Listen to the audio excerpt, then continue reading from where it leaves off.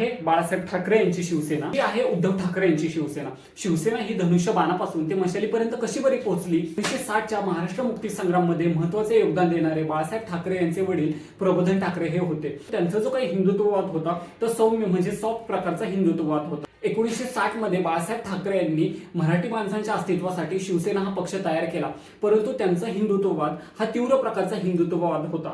बाळासाहेब ठाकरे यांच्या कारकिर्दीमध्ये त्यांचा एक कार्यकर्ता आनंद दिघे यांनी सुद्धा तीव्र हिंदुत्ववादाचा उपयोग करून खूप मोठ्या प्रमाणामध्ये मराठी माणसांसाठी काम केले.